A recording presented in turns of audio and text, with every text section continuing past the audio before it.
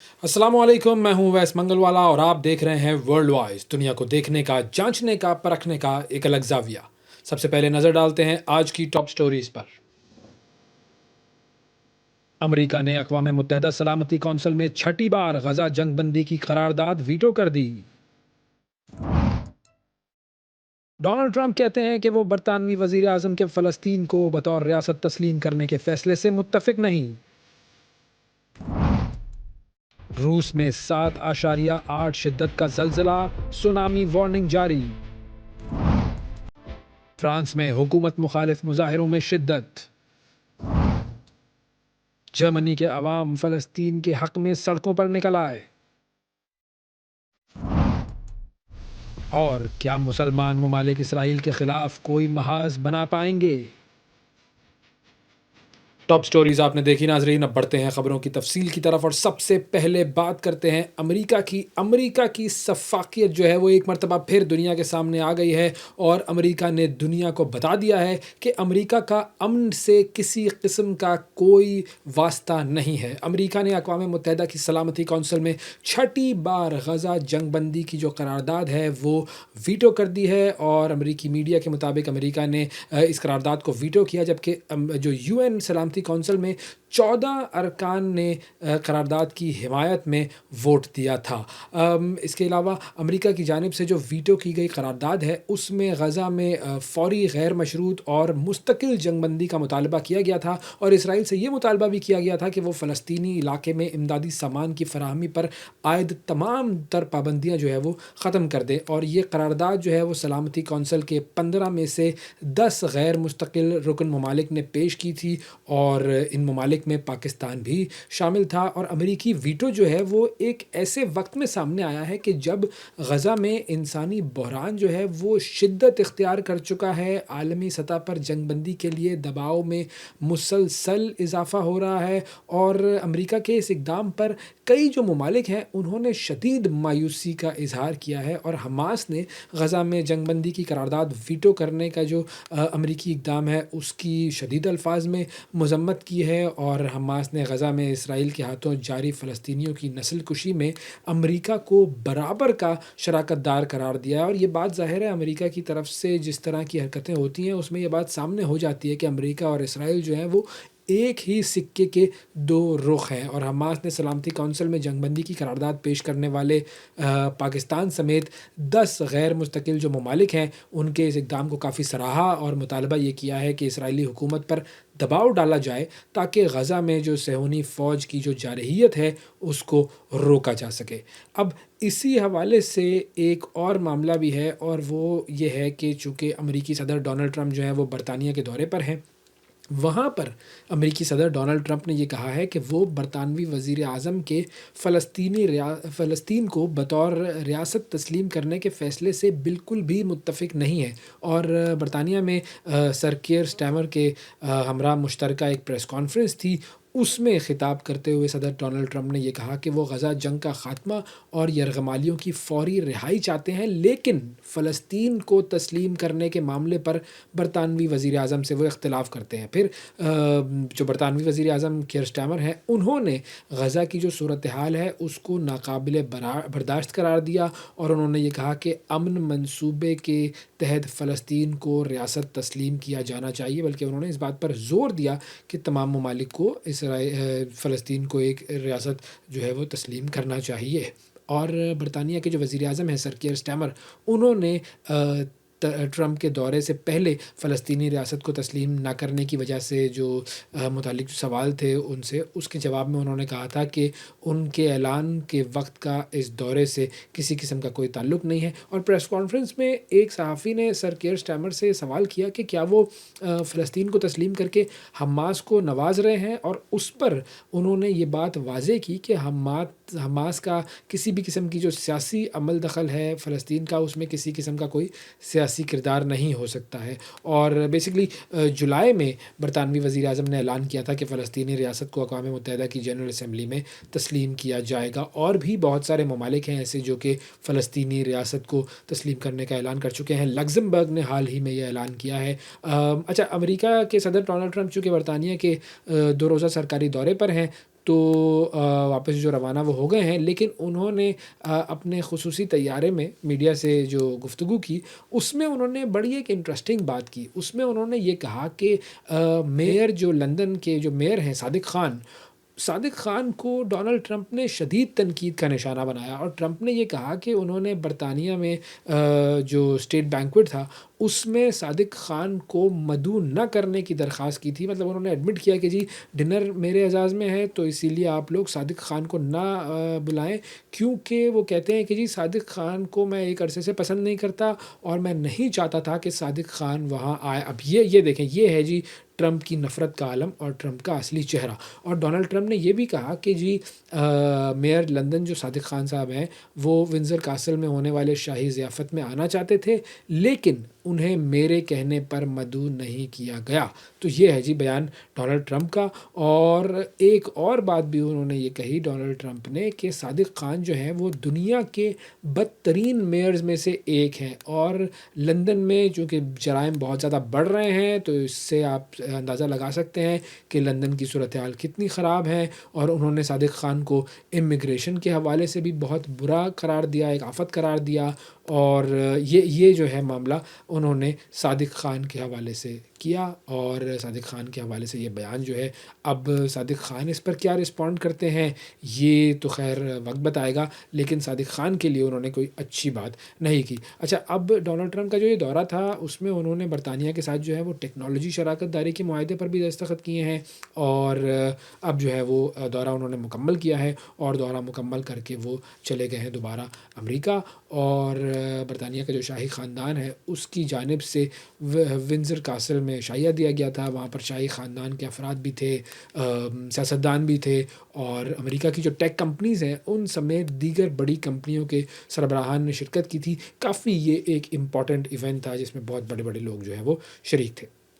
آگے بڑھتے ہیں جی، اور آپ کو لے کر چلتے ہیں روس کی طرف۔ روس کا شہر ہے جی پیٹرو پاولوسک کامچاتسکی، اور یہ جو شہر ہے اس کے گرد و نواح میں 7.8 میگنیٹیوڈ شدت کا زلزلہ آیا ہے، اور اس زلزلے نے پورے علاقے میں سونامی کا خطرہ پیدا کر دیا ہے۔ یہ زلزلہ جو ہے وہ زمین کی سطح سے صرف 10 کلومیٹر گہرائی میں آیا تھا، جو کہ اس زلزلے کو انتہائی خطرناک بناتی ہے چیز۔ اور زلزلے کے بعد جو پیسیفک سونامی وارننگ سینٹر ہے اس کی جانب سے الاسکا کے ایلیویٹن جو جزائر ہیں اس کے لیے سونامی ایڈوائزری جاری کر دی گئی تھی، جو بعد میں خطرے کے ختم ہونے پر واپس لے لی گئی تھی۔ تاہم روس کے جو ساحلی علاقے ہیں اس میں سونامی کی لہریں کسی بھی وقت ٹکرا سکتی ہیں، اور اس کے باعث جو مقامی حکام ہیں انہوں نے ساحلی آبادی کو بلند مقامات پر منتقل کرنے کی ہدایت جاری کر دی ہے۔ اور یہ جو زلزلہ ہے یہ بیسیکلی اسی علاقے میں آیا تھا جہاں پر 30 جولائی کو ایک زلزلہ آیا تھا، وہ 8.8 شدت کا زلزلہ تھا، اور اس نے ہوائی، کیلیفورنیا اور جاپان میں تباہ کن سونامی کی لہریں پیدا کی تھی۔ اور زلزلے کے بعد خدشہ ظاہر یہ کیا جا رہا تھا کہ سونامی کی لہریں چند منٹ سے لے کر 1 گھنٹے کے اندر کسی بھی وقت ٹکرا سکتی ہیں، اور ان کی شدت جو ہے وہ ہر علاقے میں مختلف ہو سکتی ہے۔ اور حکام نے شہریوں کو خبردار کیا ہے کہ وہ کسی بھی حالت میں ساحلی علاقوں کی طرف نہ جائیں، سرکاری اعلان تک وہ بلند مقامات پر رہیں۔ اور ایک اور چیز بھی اعلان کی گئی ہے، وہ یہ کہ کینیڈا، امریکہ یا پھر ہوائی جو ہے اس کے لیے کسی قسم کا کوئی خطرہ ظاہر نہیں کیا گیا ہے، لیکن روس کے جو مشرقی ساحل کے جو علاقے ہیں وہاں پر ایک زبردست قسم کا بہت بڑا الرٹ جو ہے وہ جاری کیا گیا ہے۔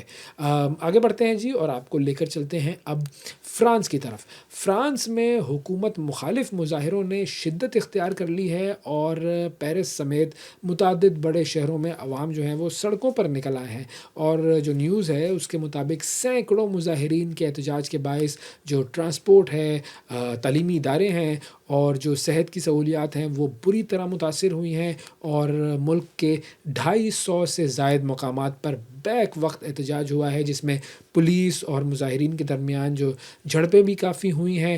اور مظاہرین بیسیکلی چاہ یہ رہے ہیں کہ وہ بیسیکلی حکومت کی پالیسیوں اور مہنگائی کے خلاف نعرے لگا رہے ہیں، اور مختلف جگہوں پر سڑکیں بند ہونے اور پبلک ٹرانسپورٹ معطل ہونے سے جو شہری ہیں وہاں کے ان کو بھی شدید مشکلات کا سامنا ہے، اسپتال جو ہیں وہ متاثر ہوئے ہیں، تعلیمی اداروں کی سرگرمیاں جو ہیں وہ بھی متاثر ہو رہی ہیں، روزمرہ کی زندگی کے بارے میں ہم یہ کہہ سکتے ہیں کہ وہ مکمل طور پر وہاں پر مفلوج ہوئی ہے، اور پولیس حکام کے مطابق ملک بھر میں جو مظاہرین ہیں ان کو قابو میں لانے کے لیے اور امن و امان کو قائم رکھنے کے لیے 80,000 سے زائد اہلکاروں کو وہاں پر تعینات کیا گیا ہے، اور کئی مقامات ایسے ہیں کہ جہاں پر پولیس نے مظاہرین کو منتشر کرنے کے لیے آنسو گیس کا بھی استعمال کیا اور واٹر کینن کا بھی استعمال کیا، لیکن پھر وہ جو احتجاج کرنے والے تھے وہ رکے نہیں، اور اس کے بعد جو ہے وہ مزید احتجاج کرنے والے لوگ سڑکوں پر آئے ہیں، اور جو اینالسٹس ہیں وہ یہ کہہ رہے ہیں کہ یہ جو مظاہروں کا سلسلہ ہے یہ حکومت کے لیے ایک بہت بڑا چیلنج بن گیا ہے، اور اگر مسائل کا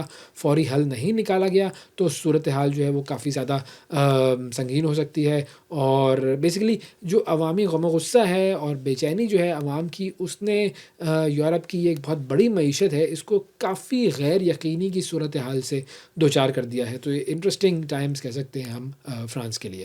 آگے بڑھتے ہیں جی اور بات کرتے ہیں جی ایئر انڈیا حادثے کی۔ کچھ عرصہ پہلے یہ ایئر انڈیا کی فلائٹ کو ایک حادثہ پیش آیا تھا، اور ایئر انڈیا حادثے میں جو ہلاک مسافر تھے ان کے لواحقین نے اب امریکی جو کمپنی ہے اس پر مقدمہ کر دیا ہے، اور یہ مقدمہ جو ہے وہ امریکہ کی جو ریاست ہے ڈیلاویئر اس کی سپیریئر کورٹ میں دائر کیا گیا ہے، اور اس میں امریکی جو طیارہ ساز کمپنی ہے بوئنگ اور ہنی ویل ان کو ذمہ دار قرار دیا گیا ہے، اور ہنی ویل نے وہ بیسکلی فیول سوئچز تیار کیے تھے جس پر حادثے کی وجہ ہونے کا الزام لگایا جا رہا ہے، اور بوئنگ کا جو ہے وہ طیارہ تھا۔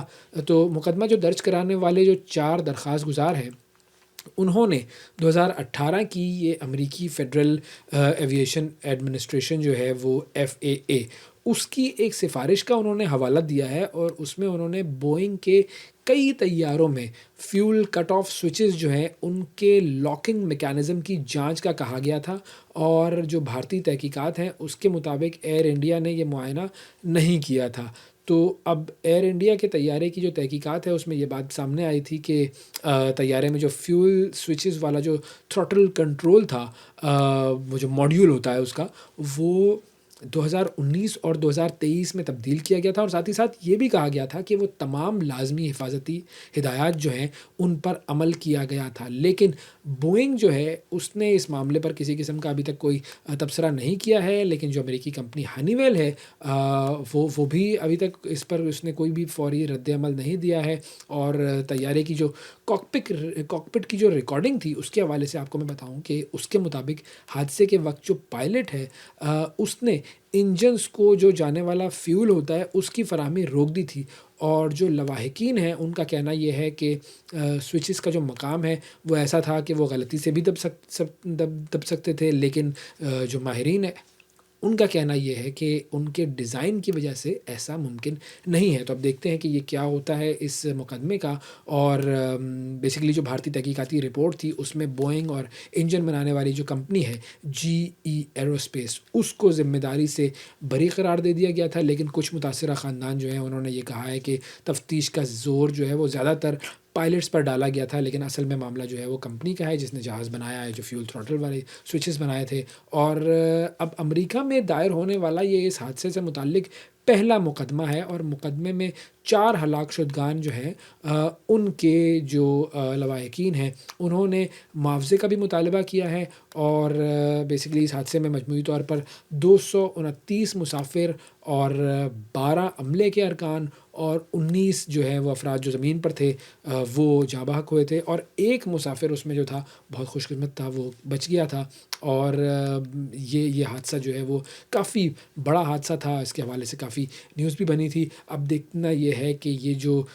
مقدمہ ہے اس کے حوالے سے امریکی جو عدالتیں ہیں کب اس کی سماعت کرتی ہیں، اور کب اس کے حوالے سے جو ہے وہ اس کی سماعت کے بعد اس کا فیصلہ سنایا جاتا ہے، کیونکہ ظاہر ہے یہ جو مقدمے ہوتے ہیں یہ کافی زیادہ لمبا ٹائم لگاتے ہیں، اور اس کے حوالے سے جو ہے وہ کافی پھر تحقیقات وغیرہ بھی ہوتی ہیں۔ आगे बढ़ते हैं जी, और प्रोग्राम में आपको अब लेकर चलते हैं जर्मनी की तरफ, जहाँ पर बहुत बड़े-बड़े मुज़ाहरे हो रहे हैं, काफ़ी बड़ी-बड़ी रैलीज़ निकाली जा रही हैं फ़लस्तीन की हमायत में, और जो अवाम हैं उनकी जो डिमांड है, उनका मुतालबा ये है कि इज़राइल पर मुख्तलिफ़ पाबंदियाँ लगाई जाएँ। हमारे साथ शाहिद अमीर साहब मौजूद हैं, जो कि हमारे कॉरेस्पॉन्डेंट हैं, जर्मनी से हमें जॉइन कर रहे हैं। शाहिद, बहुत शुक्रिया आपका, प्रोग्राम में आपने प्रोग्राम के लिए वक़्त निकाला। सबसे पहले मुझे ये बताइएगा कि ये जो जर्मनी में फ़लस्तीन के हक़ में मुज़ाहरे हो रहे हैं, मुज़ाहरों की सूरत-ए-हाल क्या है? कितनी तादाद अवाम की शरीक हो रही है इन मुज़ाहरों में? क्या जज़्बात होते हैं? कुछ बताइएगा प्लीज़।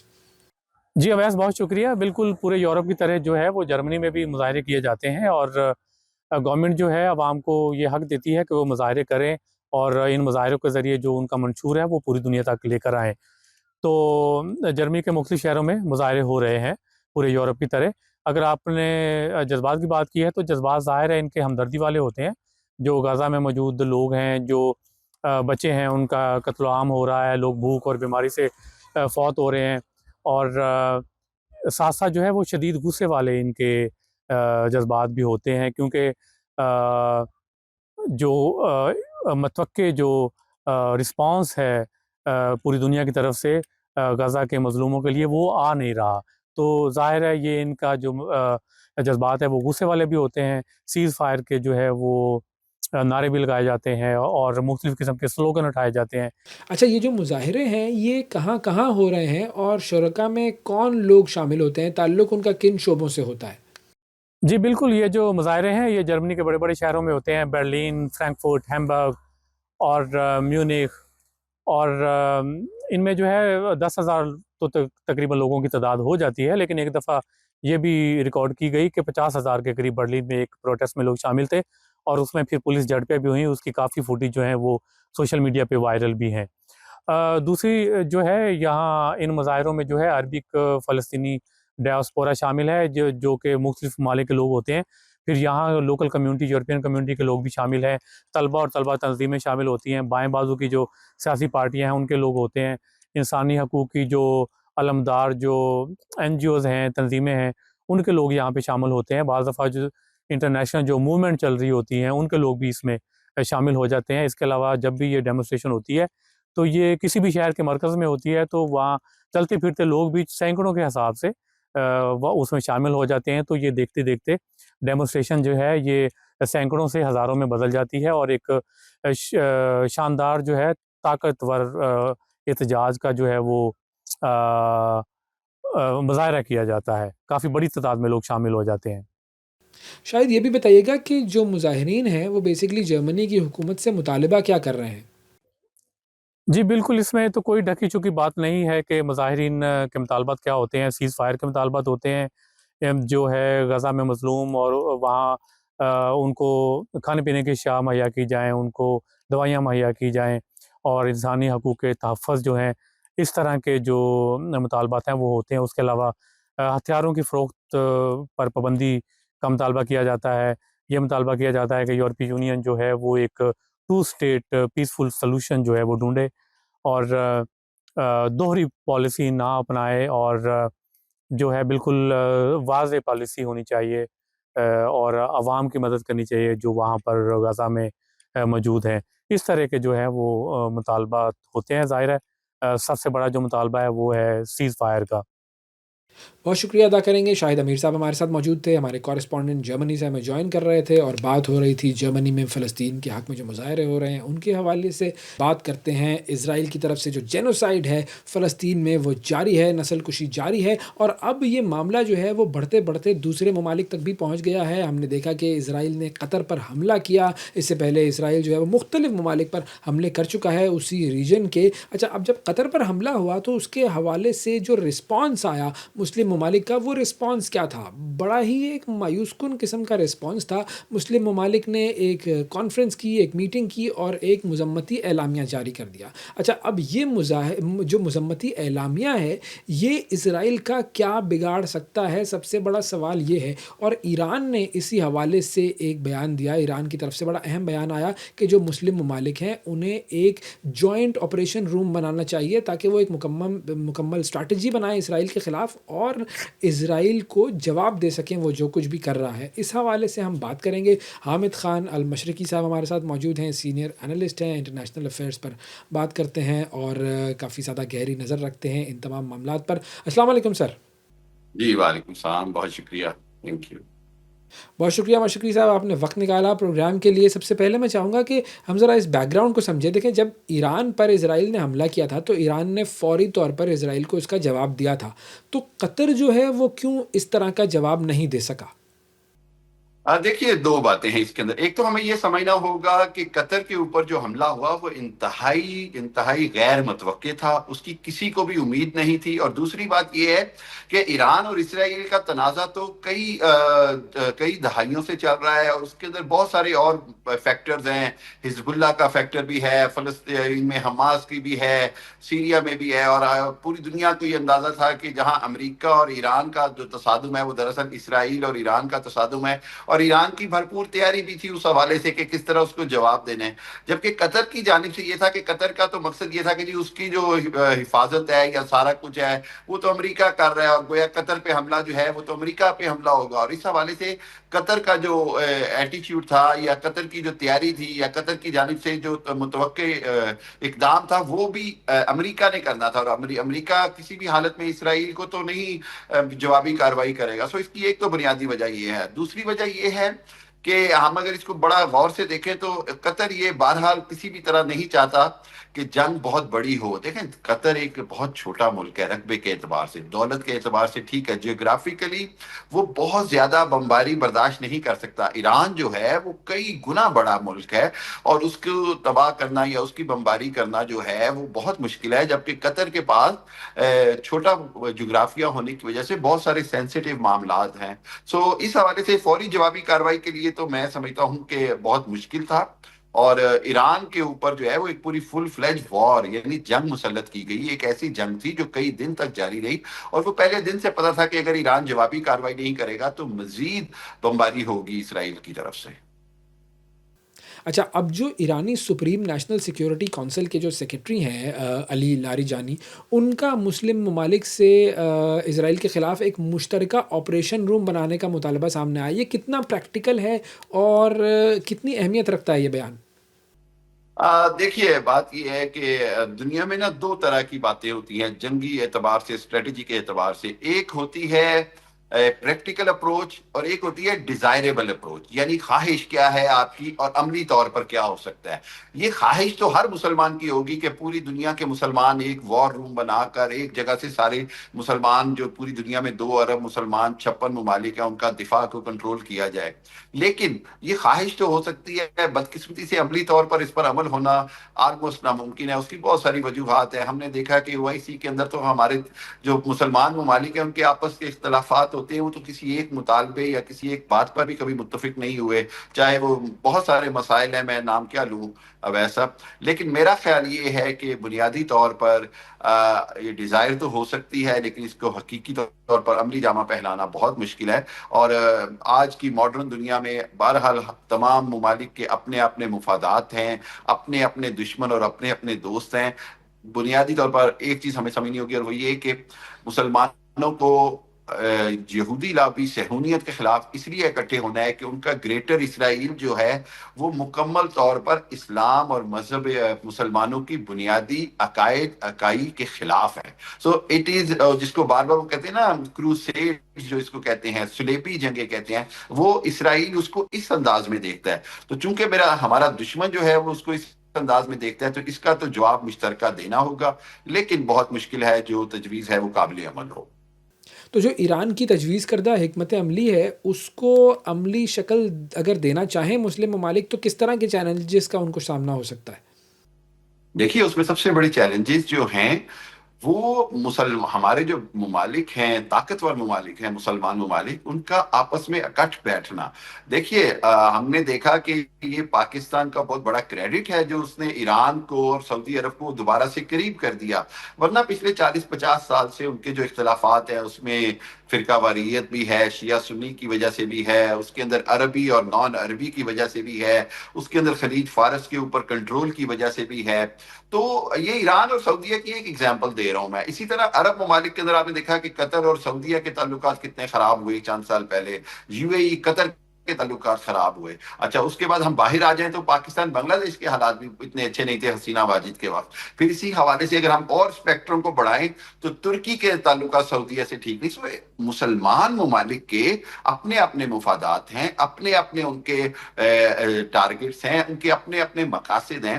اور اس کے بعد پھر بدقسمتی سے جہاں کئی جگہ پہ جمہوریت ہے, کئی جگہ پہ بادشاہت ہے, کئی جگہ پہ ڈکٹیٹرشپ ہے, تو خلافت تو ہے نہیں کہیں پہ. سو یہ ساری صورتحال جو ہے یہ انتہائی چیلنجنگ ہے کہ اگر میں اس کو کسی بھی طرح دیکھوں کہ کیا مسلمان ممالک ایک جگہ پر بیٹھ کر کوئی ڈاکٹرائن بنا سکتے ہیں, کوئی کنٹرول روم بنا سکتے ہیں.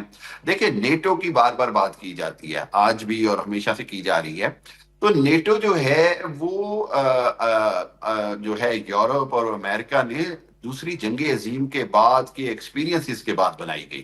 آپس میں یہ بھی پہلے دشمنی تھی, یورپ سارا پہلے دشمن تھا, فرانس, جرمنی, انگلینڈ, یہ آپس میں ان کی دشمنیاں تھیں. سو میرا نہیں خیال کہ مطلب ہم نے اگر ریالٹی دیکھیں تو مسلمان امت کے لیے اس طرح کا ایک بنانا بہرحال بہت مشکل ہے, اور اگر بنایا جائے تو عظیم آئیڈیا ہے, لیکن اس کے لیے ایک بڑی امپورٹنٹ چیز چاہیے, اور وہ ہے global Muslim leadership. I am very sorry, کون لیڈرشپ لیڈ کرے گا اس کو؟ طیب اردگان بڑا نام ہے, پاکستان بڑا نام ہے, مطلب شہباز شریف صاحب ہیں یا فیلڈ مارشل صاحب ہیں, اسی طرح محمد بن سلمان ہیں, اسی طرح بہت سارے نام ہیں. لیکن کیا اس میں سے کسی ایک نام کے اوپر آپ گلوبل لیڈرشپ پہ ایگری ہوں گے؟ نہیں ہوں گے. So leadership is a challenge, جغرافیائی حالات چیلنج ہے, معاشی حالات چیلنج ہے. میں اس کو بہت مشکل سمجھتا ہوں. اچھا اگر یہ ایک مشترکہ آپریشن روم بن گیا تو اس کو قائم کرنے سے مسلم اتحاد بھی آپ کو لگتا ہے کہ کچھ ممکن ہے؟ کیا اس کے مزید ممکنہ اثرات ہو سکتے ہیں؟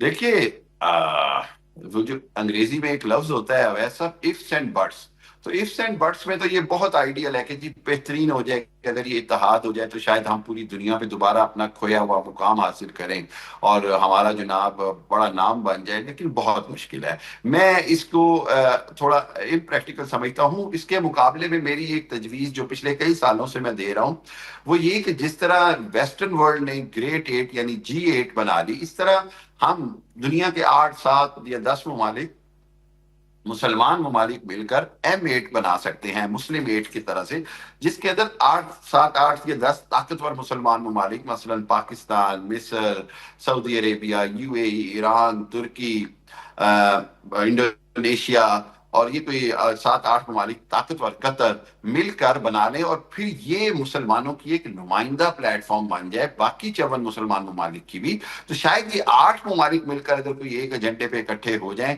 8 بندوں کو اکٹھے کرنا ایک ایجنڈے پہ آسان ہوتا ہے, 54 ممالک کو ایک ایجنڈے پہ اکٹھا کرنا بہت مشکل ہوتا ہے. اچھا اب ہم یہ بھی دیکھتے ہیں کہ ایک طرف OIC ہے, تو OIC کی موجودگی میں جو آپریشن روم ہے اس کا کردار کیا ہوگا, مقاصد کیا ہو سکتے ہیں, اور یہ کیا OIC کے پلیٹ فارم سے ممکن نہیں ہے؟ دیکھیے OIC کی تاریخ پڑھ لیں, 1972-73 سے لے کر آج تک جتنے بھی اجلاس ہوئے ہیں OIC کے, فلسطین کا مسئلہ اس میں زیر بحث آیا, کشمیر کا مسئلہ آیا, سوڈان کا مسئلہ آیا, دارفور کا مسئلہ آیا, بوزنیا کا مسئلہ آیا, اور اس کے بعد چیچنیا کا مسئلہ آیا, اس کے بعد عرب ریاستوں کا مسئلہ آیا, سیریا کا مسئلہ آیا, شام کا مسئلہ آیا.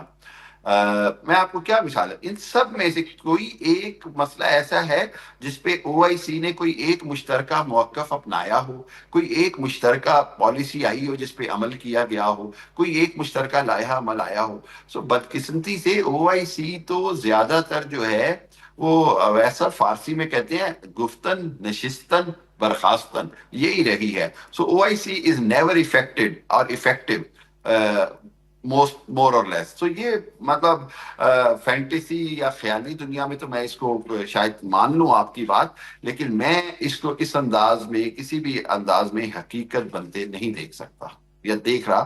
خوشی ہوگی, مطلب I'm saying شاید یہ دنیا میں مسلمانوں کی سب سے بڑی خوشی ہو, لیکن موجودہ حالات میں اگر مسلمان اپنا جس انداز میں اکٹھے ہو رہے ہیں، اور اگر ہم جس طرح پاکستان سعودیہ کا پیکٹ ہوا ہے ہو سکتے ہیں، اگر اس انداز کی بھی ایگریمنٹ اچیو کر لی جائیں تو میرا خیال ہے ویسا مسلمان بہت بڑی طاقت بن جائیں گے. اگر 54 ممالک اکٹھے نہ ہوں، او آئی سی کا پلیٹ فارم نہ یوز ہو، بلکہ چند ایک ممالک مل کر آپس میں ایک دوسرے کے ساتھ بھی اگر دفاعی معاہدے کریں تو پوری جو دشمن ملک ہیں یا اسلام یا امت دشمن طاقتیں ہیں ان کو ایک بڑا اسٹرانگ میسج چلا جائے گا.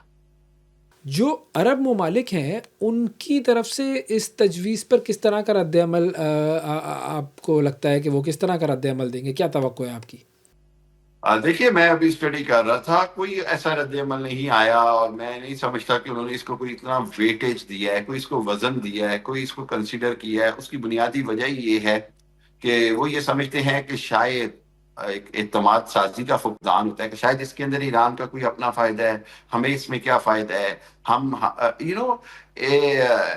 جو بار بار میں بات کر رہا ہوں کہ سب کے اپنے اپنے مفادات ہیں، سب کے اپنے اپنی ترجیحات ہیں، سب کی اپنی اپنی جغرافیائی حقیقتیں ہیں، اور سب کی اپنی اپنی ریاست کی حکومت چلانے کی حقیقتیں ہیں. اس حوالے سے میں نہیں سمجھتا کہ عرب ممالک کی طرف سے کوئی ایسا رد عمل آئے گا، ایون وہ اس کو بہت بڑا کوئی وزن دیں گے. اچھا، اب ایک اور بڑا اہم معاہدہ ہوا ہے پاکستان اور سعودی عرب کے درمیان، یہ جو ایک بڑا دفاعی معاہدہ ہوا ہے، وہ معاہدہ جو ہے وہ آپ کے خیال میں کتنا اہم ہے، کیا ہے، اور کس طرح سے دونوں ممالک ایک دوسرے سے تعاون کریں گے؟ دیکھیے، انتہائی اہم معاہدہ ہے، انتہائی مبارکباد کے مستحق ہیں دونوں ممالک، دونوں برادر ممالک. اور میں یہ سمجھتا ہوں کہ مجھے ایسے لگا کہ وہ جو علامہ اقبال کا شعر تھا، ایک ہو مسلم حرم کی پاسبانی کے لیے نیل کے ساحل سے تاب خاک کاشغر، اس کا ایک عملی منصوبہ اور عملی نمونہ نظر آیا مجھے. اب دیکھنا یہ ہوگا کہ اس معاہدے کے بعد اس کے اندر آنے والے چیلنجز سے کیسے نپٹا جاتا ہے. اس کے اندر وہ جو معاہدہ جب ہوتا ہے تو اس کا مطلب یہ ہوا کہ پاکستان مکمل طور پر ایک طرح سے وہاں کی ایئر سپیس کا کنٹرول بھی سنبھالے. کیونکہ سعودی عرب کی جہاں ہم نے ٹریننگ دینی ہے، وہاں پر جنگ کی حالت میں ہمارے پاس اپنے وہاں پر افواج اور ایئر فورس اور ٹروپس ہونے ضروری ہیں. دوسری جانب سعودی عرب میں مکمل طور پر کافی حد تک فائنینشلی ہماری بھی سپورٹ کرے. اس معاہدے کا عملی جامہ جو ہے وہ انشاءاللہ بہت اچھی صورت میں نکلے گا دونوں ممالک کے لیے. اور اسی لیے انڈیا میں صف ماتم ہے. اسرائیل جو ہے وہ انگشت بدنداں ہے، خاموش ہے، اور وہ جو ان کا منصوبہ تھا کہ فوری طور پر شاید سعودیہ پر یا نیوم سٹی پر یا ایسی جگہوں پر حملہ کیا جائے گا، اب وہ منصوبہ بھی ان کا خاتمے مل گیا ہے. اور تیسری بات یہ ہے کہ باقی عرب ممالک کے لیے ایک بہت بڑی اپرچونٹی ہے کہ اس طرح کا معاہدہ پاکستان کے ساتھ کریں اور پاکستان کو زیادہ سے زیادہ مضبوط کریں، تاکہ پاکستان ان کی حفاظت کی ذمہ داری ہو اور ضمانت ہو. پاکستان نے بنیاد مرصوص اور مارکہ حق میں جس طرح بھارت کو دھول چٹائی، زمیں بوس کیا، اس کے بعد بلا شبہ پاکستان خطے کی سب سے ابھرتی ہوئی طاقت ہے. اور پاکستان اور سعودی عرب جو ہیں وہ اسرائیل کے خلاف بلاک بنانے میں کیا کوئی کردار ادا کر سکتے ہیں آپ کے خیال میں؟ دیکھیے، بہت بڑا میسج چلا گیا اسرائیل کو اور اسرائیل کے حواریوں کو، چاہے وہ امریکہ ہو، یورپ ہو یا انڈیا ہو، کہ مسلمانوں نے اب فیصلہ کیا ہے کہ اپنا دفاع اپنے ہاتھ میں لیں گے، اور امریکہ پر یا نیٹو پر یا کسی بھی غیر مسلم طاقت پر اب وہ بھروسہ نہیں کر سکتے. اور یہ وہ ایک ایسا پیغام گیا ہے جس نے میں سمجھتا ہوں امریکہ میں بھی تھرتھلی مچا دی ہے، اسرائیل میں بھی ایک صف ماتم ہے، اور انڈیا میں بھی صف ماتم ہے.